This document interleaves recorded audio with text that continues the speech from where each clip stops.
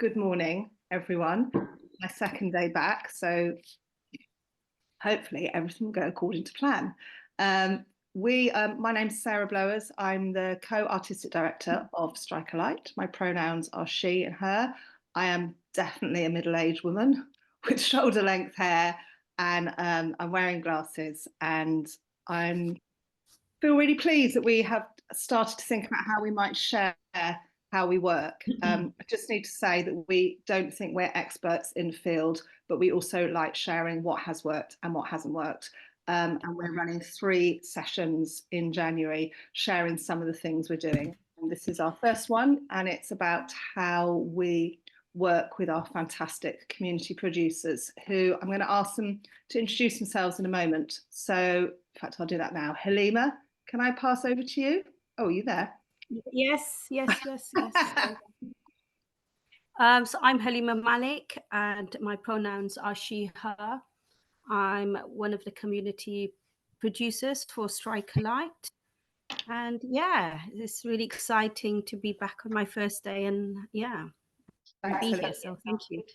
If Um, I pass it to EJ. Hi everyone, I'm EJ. I'm the co-artistic director of Strike a Light. My pronouns are she, her. I've got white, grey hair and I'm wearing a leopard knit jumper. I'll hand over to Zarek. Hi everyone, I'm Zarek Rosita Hanif. I'm also one of the community producers, and I have my earrings, from my culture today because I'm also representing my culture, I think.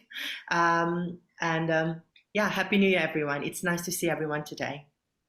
Can I just could I just tell everyone that we are recording today's session? If anybody doesn't want to be identified on the recording, could they just let us know in the chat, because we're able to anonymize stuff. And if you aren't happy to have your camera on, that's totally fine too. You can turn off. So thanks. Before we get stuck in, I just thought I'd share the structure of today's session. We're aiming for up to an hour. We definitely won't go over an hour, and it might be under an hour. If you need to get up, go to the loo, get a cup of tea, whatever, all that's fine. We're going to have some time for questions at the end, but also if you want to put some stuff in the chat, please do. And part of what we're hoping to get from these sessions is also learning what other people are up to. So just to re-emphasize, this is what we're doing. We don't think we're experts in the field, but it's always nice to meet other people and find out what they're up to. Also, I didn't ask Amanda to introduce herself. Sorry, Amanda, would you like to introduce yourself? Hello, I'm Amanda. I'm assisting Sarah with all sorts of projects for Strike a Light, and my pronouns are she and her. Amanda. Nice to meet you all. I threw Amanda in at the last minute and said, can you please work out how the films might work? So thank you very much, Amanda. Okay, so I'm going to sort of we're going to go back in time a little bit. And I want to talk a bit about the journey as to how we've started programming and producing work in this way. So in 2019, we were an artistic-led organisation with 3 really clear strands of work, and I think we spoke about them confidently, and they were programming, producing, and participation. So it was a fairly standard model, and we programmed up to 24 shows a year, and we were also making work with artists, producing work, and touring that nationally. And I think we felt pretty good about what we were doing. We've always been a non-venue based organisation, and I think it felt good. It was exciting, and we were having audiences coming to see work, and that was good. And then COVID hit, so we needed to think very quickly and differently about how we worked. And we were clear that we didn't want to shut down, but we could no longer program work in the way that we had been, obviously due to COVID restrictions. But we really felt that the communities that we were already working with, and also the artists that we work with, might still be able to do amazing things together. And also at that time, it felt really important. We didn't want to stop working or stop delivering, and trying to work out how to do that took a little bit of time. So we spent time thinking how we wanted to work, and then tried to articulate that in our recipe, which some of you might know. And again, this is not new stuff. Lots of organisations work in this way, but we felt it really helpful to think about it in terms of a recipe. Right, I'm going to ask for the first bit of magic. Amanda, might you be able to share that recipe?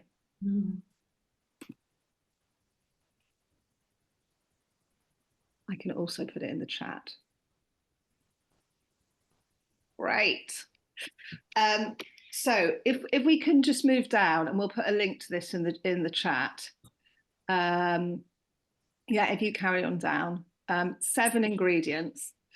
And I think this has really formed the bedrock of how we try and work. So if you carry on down, Amanda, and I'm just going to sort of read them out. EJ, if you want to, if anyone wants to chip in at any point. So the first one is work with, not to. And over the years, I've often been asked, what does co-creation mean? And there's so many definitions, and there's lots of papers, and people talk about it all the time.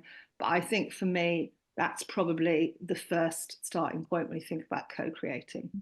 The second one, put in time. Just know that these things are going to take time.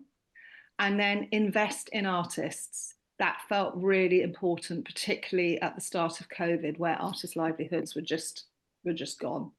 Amplify underrepresented voices. Even when we were programming 24 shows a year, I think amplifying underrepresented voices and working with artists whose stories were often not told was something that we were really committed to.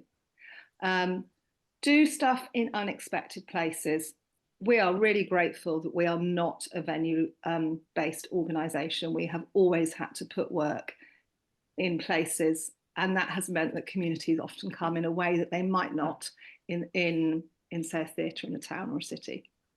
Number 6, be open, responsive and flexible. And this is something that we'll go on to talk about. As we've moved to working in this way, you need to work in a different way. The plans that you make will change, and they might change the night before or the week before. And I think knowing that that's going to happen feels really important. And then lastly, quite obviously, share power in the process. And I think that is at times hard. And sharing power doesn't mean you don't show leadership. And I think it's a tightrope that we walk all the time. But these 7 steps have been really helpful for us when we think about how we work with our communities. Thanks, Amanda. That was great. Well done. I don't think I'd have managed that. Okay. So COVID hit. We wanted to think about how we could work differently. So in autumn 2020, we worked with several different groups of Gloucester residents to collaborate with either professional theatre makers, musicians, writers and choreographers. We were really in the thick of COVID, but we just had a sense that if we employed an artist and we worked with a community producer, these were people that we knew in our communities, that they would know what the right thing to do was. And our job as an arts organisation was not to set the outcomes, but just to trust in the process and really rely on that recipe. And one of the projects, which Halima will talk about in a moment, was called She Spoke. And I think it was sort of electric, and that became a blueprint for how we wanted to continue working. We'll just watch a little film in a minute. But what we saw in working this way was a much more increased and committed community engagement, and also events taking place that we can never have imagined, and events that were inspired, created and attended by our communities in Gloucester. And I think what was so exciting was often that work, as an artistic director, myself and Emma Jane would never have imagined the outputs that were taking place. And so could I intervene really quickly? Please do. I think one of the things for us that we were really fortunate in is that our funders allowed us to have flex during that COVID period on how we spent our budgets. So we were at great liberty to make new progress and try new things out, even if they failed. And I think what we are now trying to do, and we have achieved some success in this, is persuading funders that no predetermined outcomes is a really good thing and really valuable. And you can't co-create if you predetermine the outcome. So for us during that time to be able to literally say to a community that we already had a relationship with, and again, that's an important thing, that these weren't ad hoc communities. These were communities that we may have already presented work within, or that we may already be doing projects within. We were able to allow that idea, if you combine an artist with a community with no predetermined outcomes, they can fly. But we were in extraordinary circumstances at that time, and our job now is to keep saying to funders, this is a good way of working. And so by sharing with you in this way, we hope that you will be able to say to funders, we would like to adopt some of these practices. But having that liberty at that time from the brilliant people, the trusts and foundations, and from Arts Council that were funding us, allowed us to completely redirect all of our programming budget into this new way of working. Thanks, EJ. And going back to that, when we're an NPO, we became an NPO in, I think 2017. And so when the latest round happened, we decided to be bold and apply for an uplift. And the uplift that we asked for was for two things. And one of them was for this way of working and very specifically investing in 4 community producers in Gloucester. And then the other part of our uplift was for our Let Artists Be Artists scheme, which we are also talking about later this month.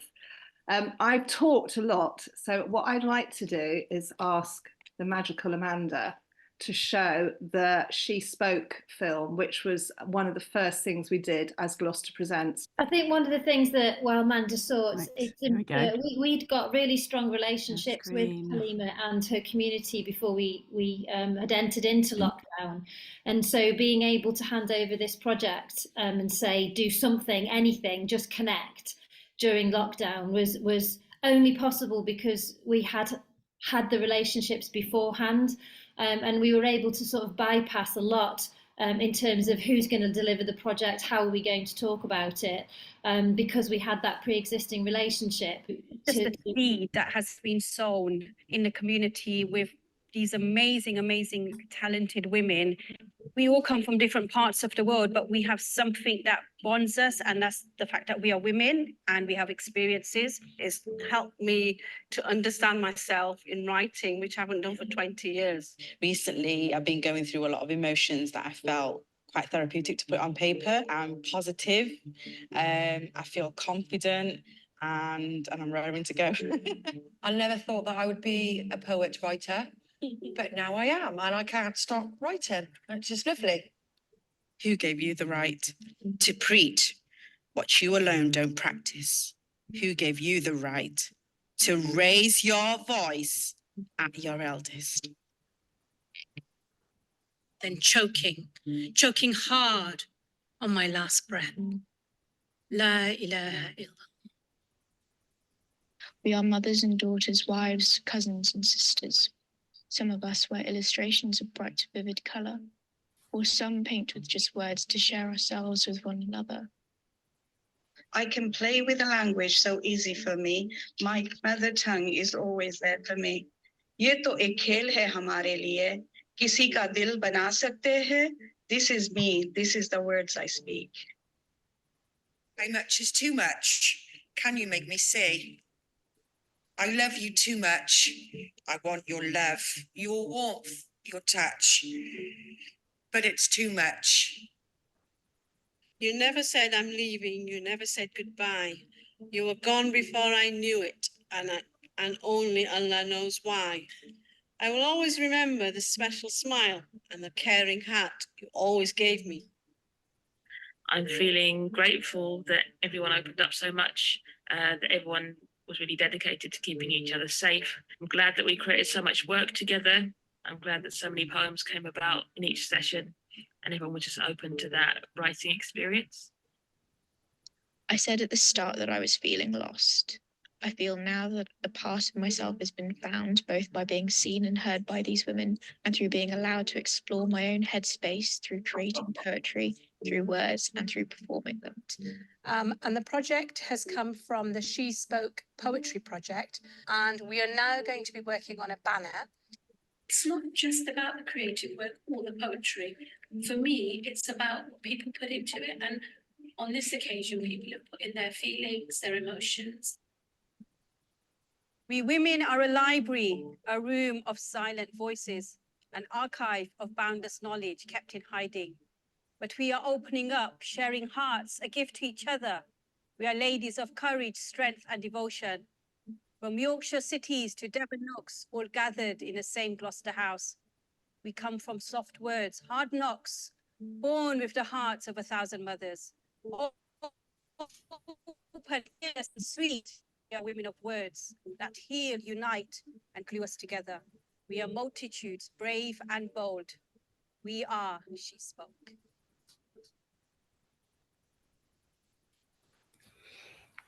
Oh, Amanda, thanks so much for pulling that up. And I'm always quite moved when I watch that and remember the time that it took place and how separated we all were from each other.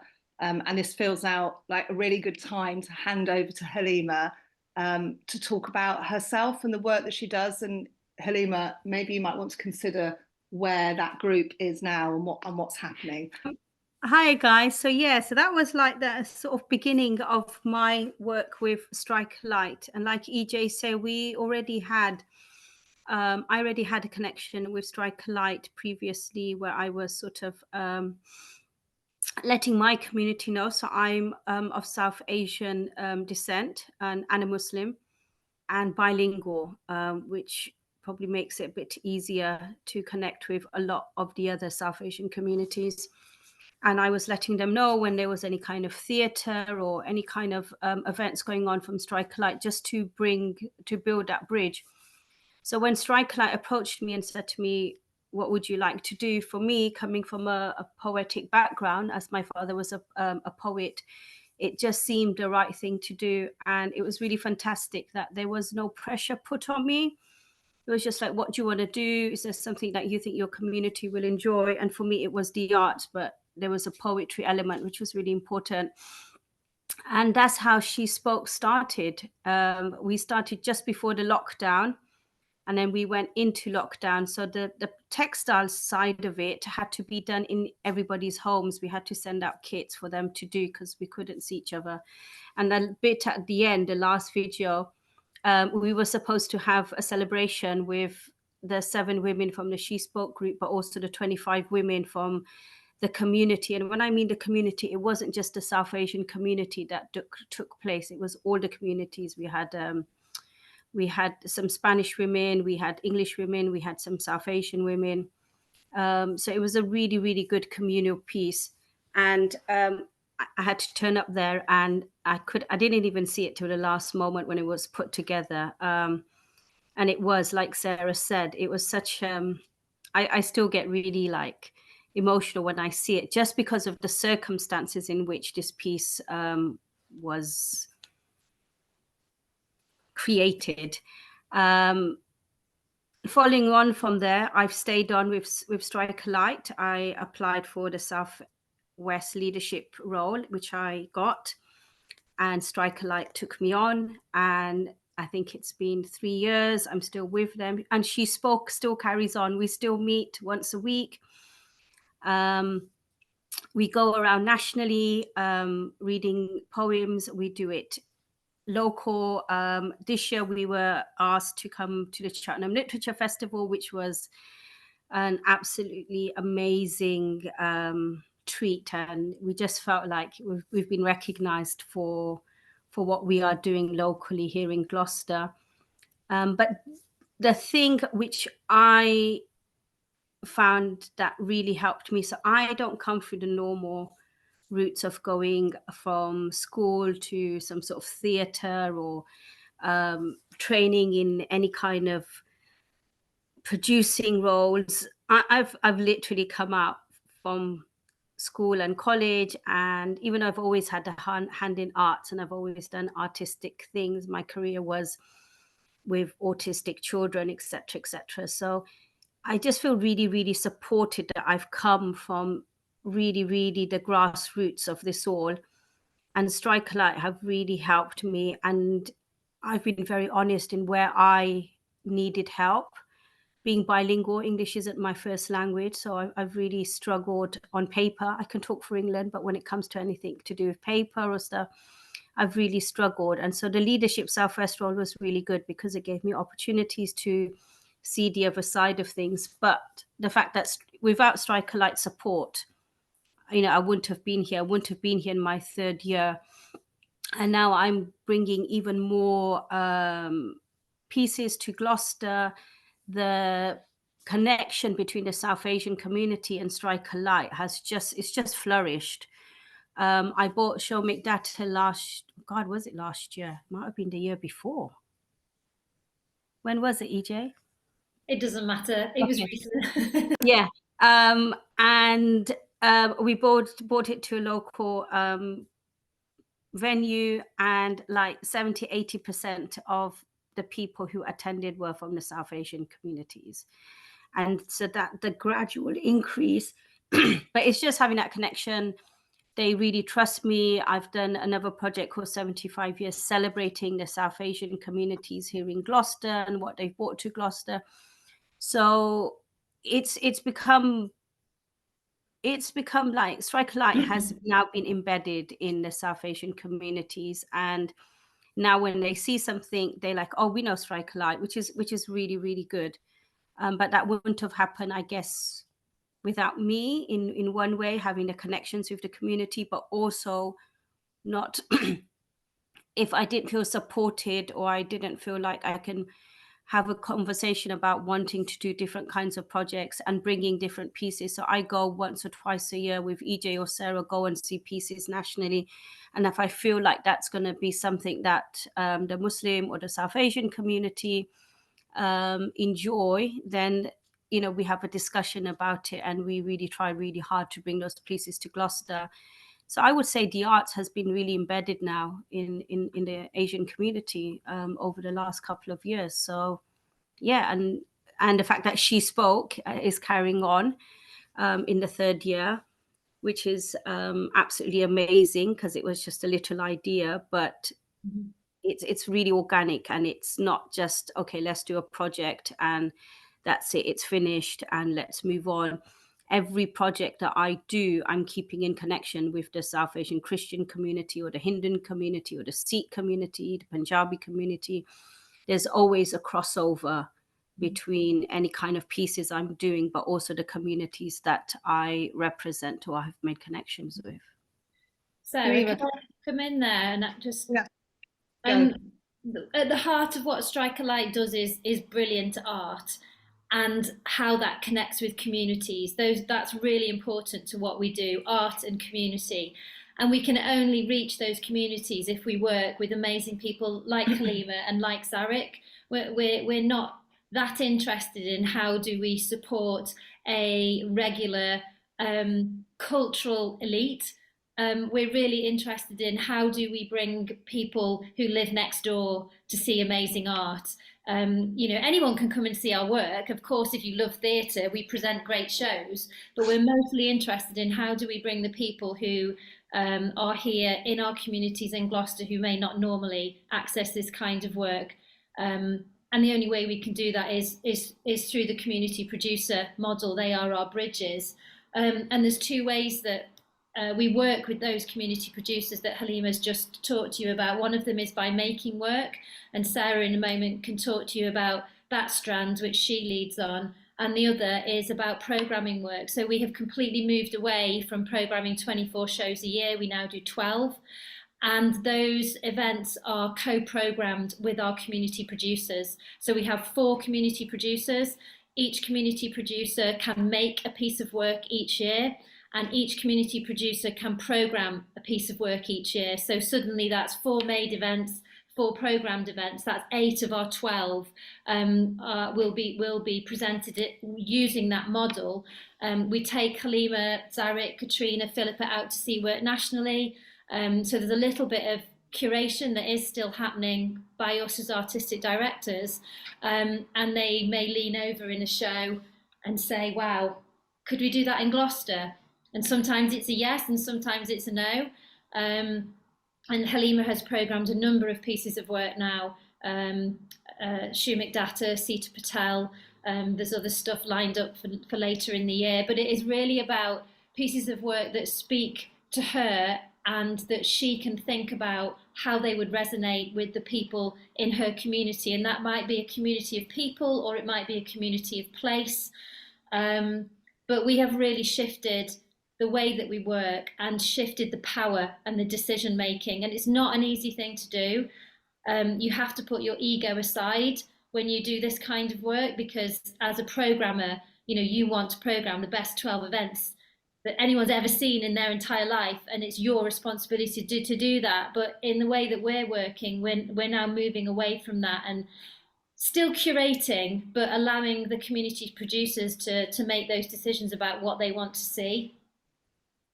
So yeah, I'm just going to jump in. I think also for us, knowing when to let go of something, and I think success to us doesn't look like Strike a Light popping up all over the city of Gloucester. And so one of the things we supported Halima with last year was to write a DYCP grant to the Arts Council, which she was successful in, yes. And she spoke, Halima is now setting up with some support, she spoke as a community interest company, because I started to say, I don't want Strike a Light to be telling you how to run She Spoke. This is an idea that you have got, and now you are at a point where you're ready to run with it yourself. And I think the idea of success for us is for that sort of sustainability and independence, and our role is to support that and enable that to happen. I think we spent a lot of time. Can I come to that one second? Okay. I think we spent a lot of time, Sarah, trying to work out as artistic directors what's our place within this model. And we've broken a few eggs as we go along. We have done some things badly, and we really recognise that and try to do it better the next time. But the idea that as artistic directors you're relinquishing some control, some authority, some decision making is a real conscious thing in the organisation. So we will talk about where do we fit, you know, what is our job, and so in the co-created strand of work that both Zarek and Halima will be involved in, Sarah as artistic director still has a place within that making. Sarah, do you want to briefly talk about that? Yeah, I think it is, and I don't know if I'm 100% right about this, but my sense is that just because something is co-created, skills and leadership are still really important. I think it's about agency and where people bring skills and listening to what people have to say. And so where I have at times been helpful is where my background is as a performer and a theatre maker and a producer. And so when I'm working with a community artists, a national artist, community producers, sometimes it's really helpful to have that overview of what would a director or what would an artistic director have here, whilst also listening to everyone at the same time. And it is a tightrope, but it feels like it's really important. And just to give a bit of the structure of how we work, as Emma Jane said, we have 4 community producers, and my role over the year is to work with each of those to co-create some event. When we start, we don't know what it is. And last year, one of our community producers is Philippa Smith, and we've worked with Philippa for a long time, and she works predominantly with the Black and mainly Afro-Caribbean community in Gloucester. And we created a piece of work last year called The Grip, which was an hour-long radio show based around Windrush experience of arriving in Gloucester. And it was also the tales of people who got left behind. And we worked with a psychotherapist and a spoken word artist. And it was a real struggle. And there were lots of community conversations about what should be in and what shouldn't be in. And one of the things that I really worked with Philippa on was like, it can't be longer than an hour. We're going to make a radio show. And it has to be an hour, because there was so much brilliant material. It could have been 3 hours, but an hour was exactly what was needed.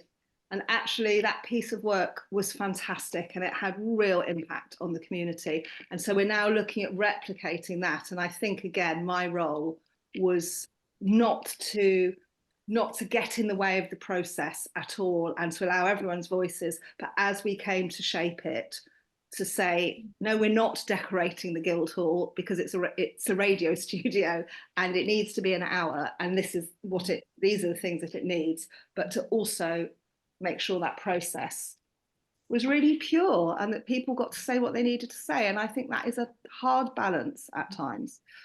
I think that making sure that all the work that we produce with the community producers has that professional quality and integrity that matches any of the incoming national touring pieces that we present, it feels really, really crucially important to us. And there are stages within that journey. We've worked with Halima for a long time. Sarah's known Halima for 13 years, I think. So there's a lot of bypassing that we can do because we have that relationship. But Zarek, we've known Zarek for about a year. Yeah. So it's a very new process. And Zarek, do you want to introduce yourself? And I'll ask you a few questions maybe about how we're working. Yeah, this feels like a podcast. Yeah, we'll do it. Okay. So, interview. Over to you. Okay. So hi everyone. Again, I'm Zarek. My pronouns. I forgot to tell you about my pronouns because I'm still getting used to it. Because back in Malaysia we don't do that because our pronouns are very, very gender neutral. So so I'm getting used to it. Yeah. So I'm Zarek. I'm pronounced she, her. I identify myself as a transgender woman, and I'm a refugee background. I'm a refugee myself, and I used to be an asylum seeker, and I just arrived in this country about 2 years ago. And the first art organization that I came to contact with, I reached, is actually Strike a Light, and that's how massive Strike a Light is in Gloucester. Like, because I am an artist, but my practice is disrupted due to my relocation, and Strike a Light is picking me up again and lifting me up again, and then believing in my ability. But because I'm fresh in this country, still trying to understand the art scene in this country, and it works both ways. Like I be the connector to the Strike a Light, and also Strike a Light is also connected to me as well. So it's like a community producing both ways. Yeah, in a way. So who are the communities that you're going to be working with here in Gloucester? Okay, cool. Thank you. I need someone like this to prompt me because I can be all over the place. It's nice to have Ija to take me back to track. So the community that I'm sort of representing is actually a queer community in Gloucester.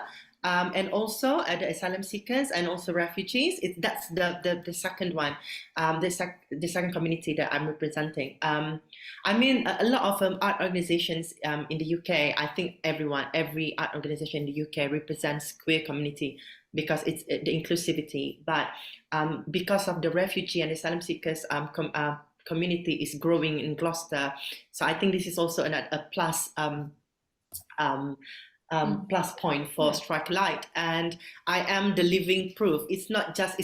So basically Strike a Light is walking the talk. It's not just like, oh, we're representing everyone, but I'm the proof. And through this community as a community producer, I get to be mingling and also get to connect with the local queer community, and at the same time, our next aim is actually to bring in the queer voices among the asylum seekers community and also refugees, because some of them, like me, we had to flee because of our gender identity, our sexual orientation.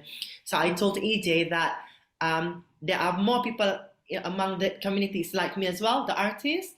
Like, we don't know if there are hidden talent, and then we went to Battlefield Art Center, right, with Halima. Last year. We met an artist from Wales, and he is refugee from Morocco, and I think we are going to be that. Like him as well, So I think that's the whole point of me being in Strike a Light. It's not just because ticking the box as the community, the minority. It's not that. It's like it really works both way. Like, I think it's sort of international work now we are doing here. I'm giving my artistic eyes. I'm contributing my artistic eyes and but the professionality, the local art scene knowledge, that's what Strike-a-Light offering me. So I think, yeah. I think it's important to say that none of the community producers that we work with do we ask for them to represent. They are a connector. So Zarek is not the only LGBTQ plus voice that we will have within the organisation, and it's really important that she doesn't feel like she's carrying all the hopes and dreams and wishes of that community, or that we're expecting her to represent that community. It's about how, as an organisation, we are presenting work and working with those communities is in a generous and compassionate way. Halima, Zarek, would you like to just talk a little bit about the project that we've just finished, Queer Talk? Yeah. And again, some of the considerations that we had to put into that. So do you want to explain briefly what Queer Talk was? All right, cool. Okay. Yeah, I think someone mentioned Rahim. That's the person. Yeah, in the chat box. Yeah, it's Rahim. You can Google him online on Instagram. Yeah. So okay, Queer Talk. Going back to Queer Talk. So Queer Talk is a headphone verbatim theatre, but using this technique or theatrical device, we try. Our aim was actually to bring the stories, to tell the stories of a Gloucester community, queer community, because I think queer community is quite silent. It's quite subtle in Gloucester art scene. So this is just 1 hour of our Strike-a-Light initiative to amplify the voices of the queer community. And it's not my project entirely. It's actually has been in the schedule, yearly schedule plan of Strike-a-Light. But I picked up the project and led it, and with the help from Strike-a-Light professional members, yeah, we did it. Like. The most important thing is because when I talked to some of the local queer community members, they said that we are lacking of safe space, especially to be more expressive, artistically expressive in Gloucester. And Queer Talk is one of the safe space. This is not me saying things blindly, but it is stated. In fact, one of the feedback that we got from the audiences, like the mom of the participant, the mother of the participant, and she said that it's so beautiful, it's really touching to have for us to provide a safe space and for the queer community to be artistic, cool, expressive.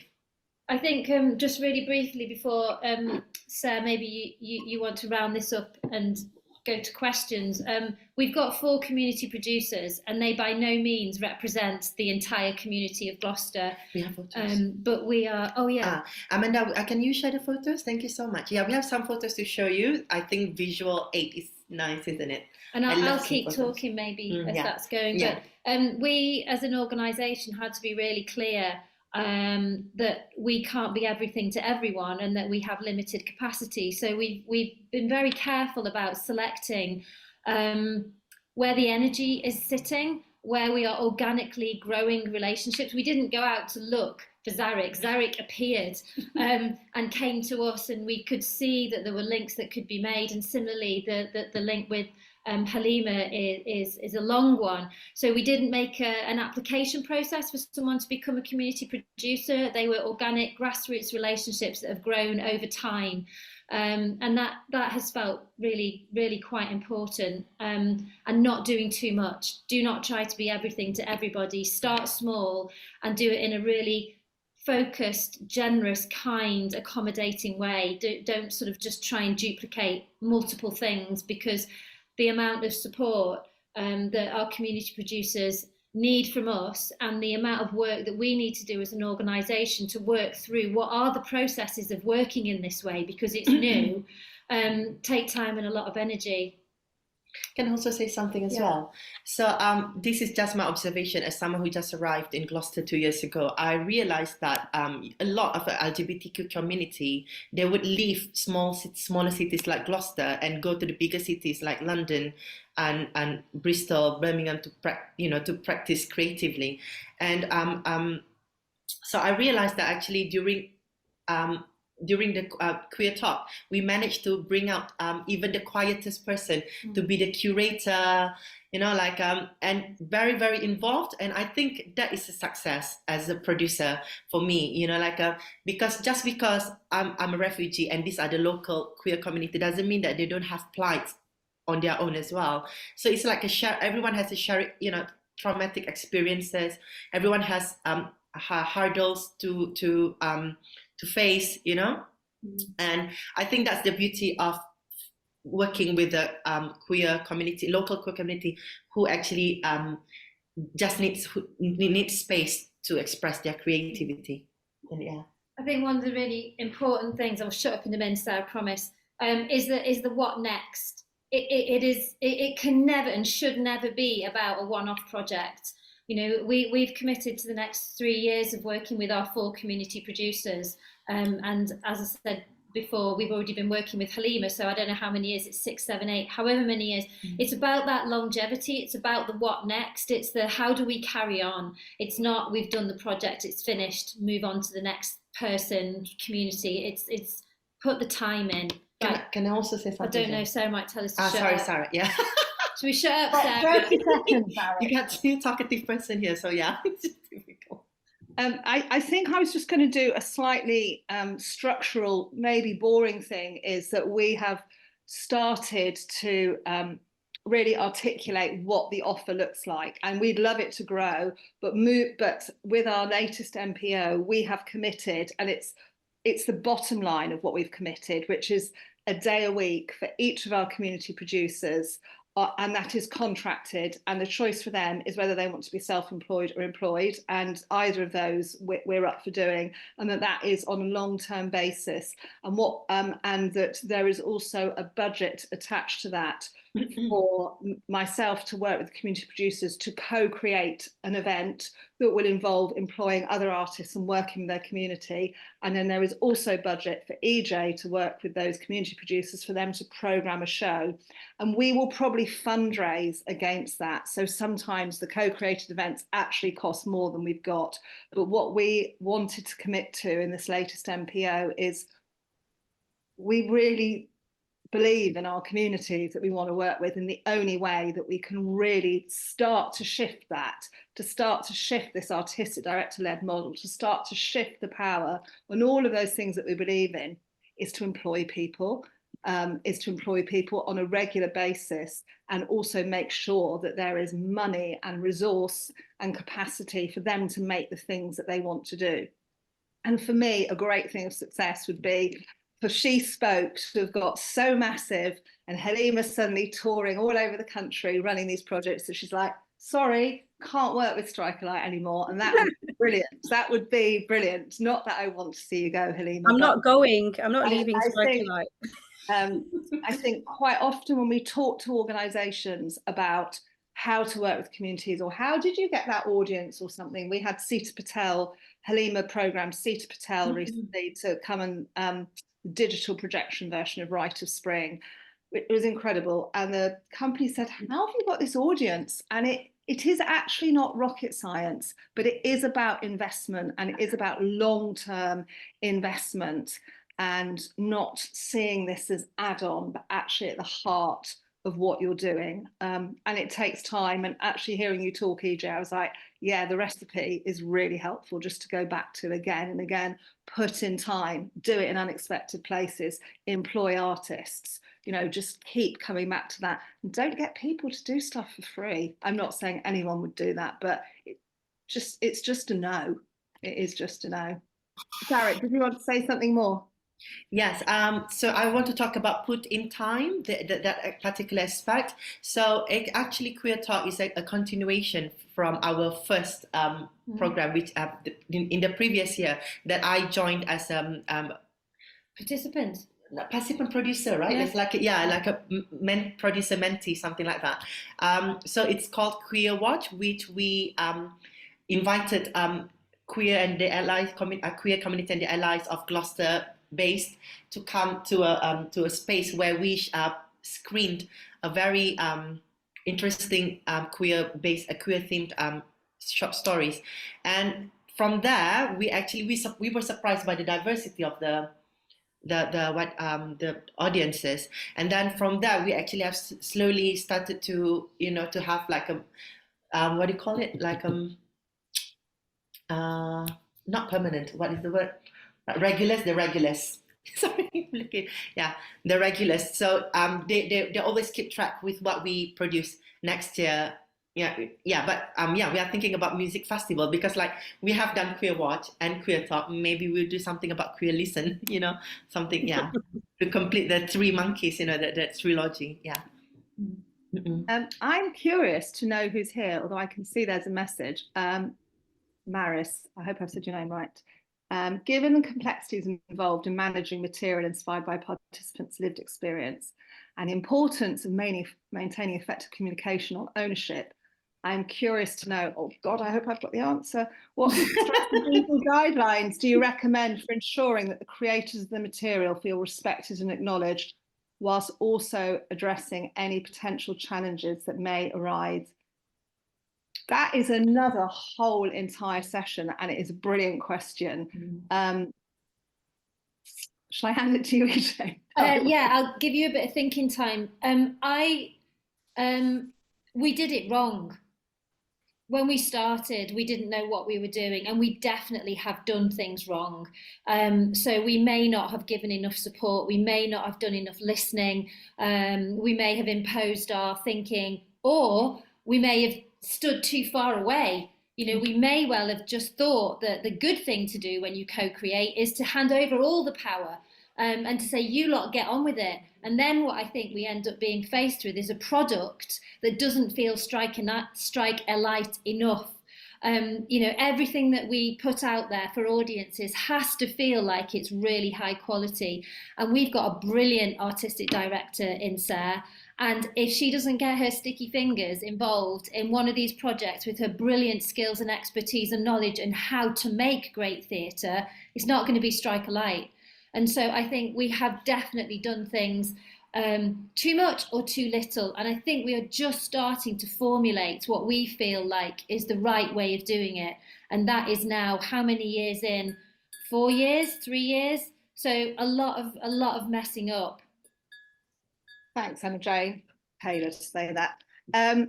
It is a learning process, and also I'm a white middle-class middle-aged woman, often working in communities who I do not have that lived experience of.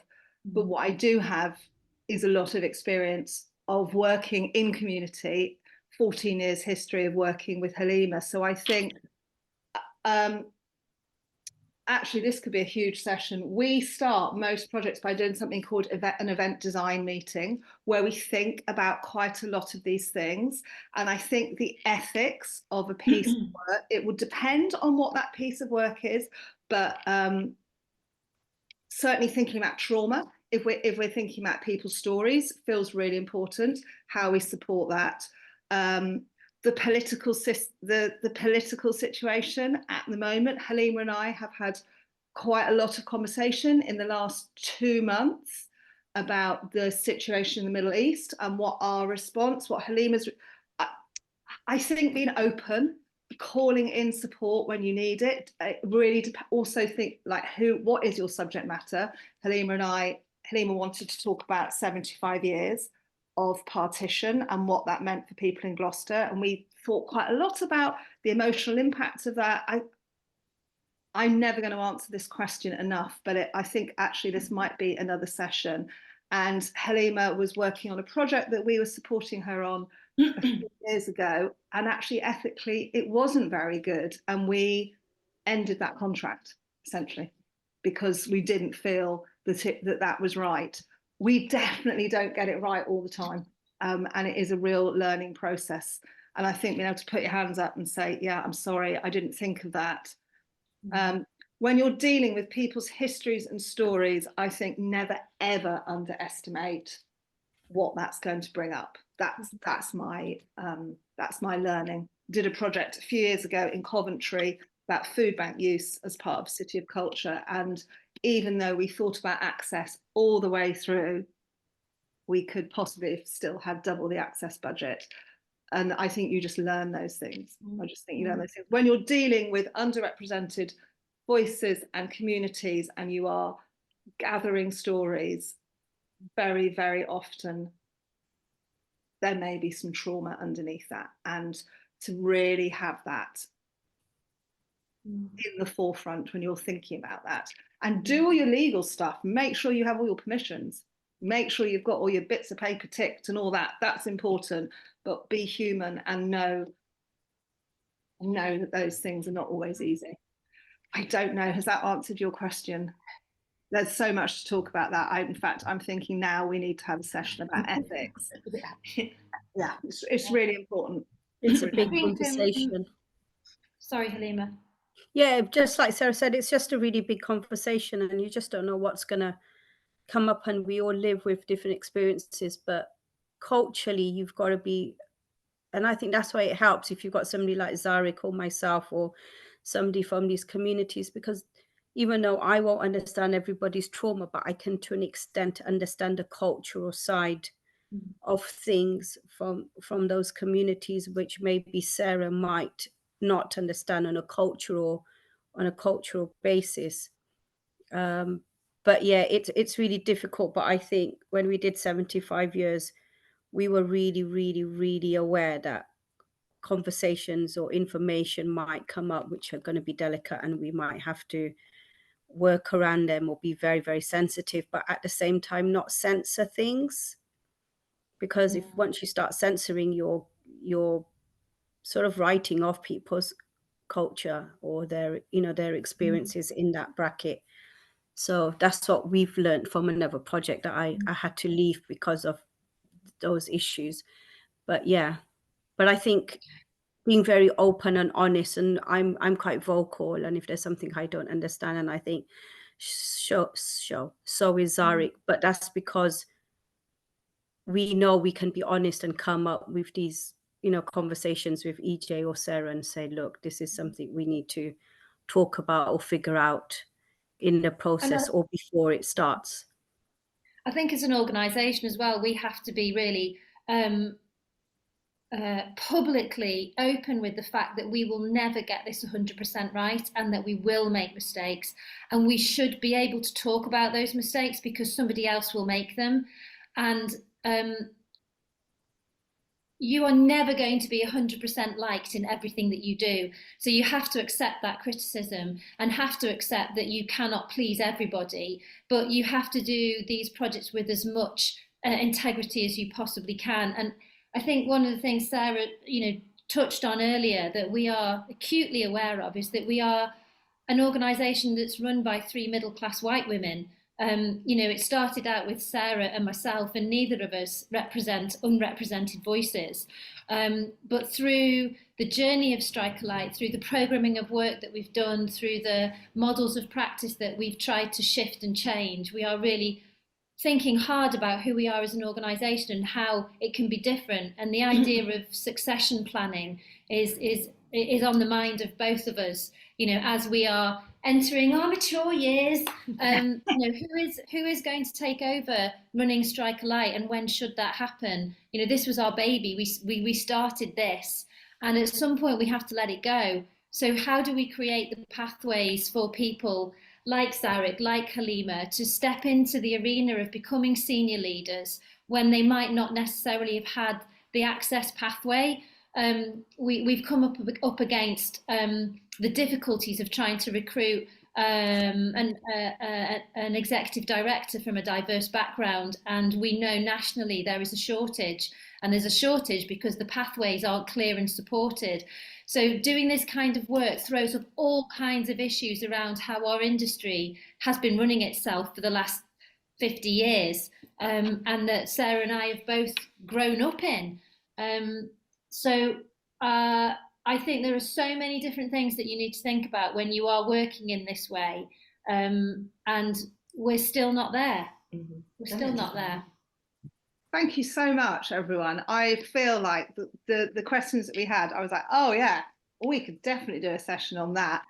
I do just want to end by saying we we have just started to go and speak to other organisations about how we're working in this way, and we're doing a little bit tomorrow. So if anyone is interested in inviting us to come and talk or work with you, we're up for it. Let us know. That would be really brilliant. And yeah, if you want anything, if you want to carry on the conversation, let us know, and that would be great.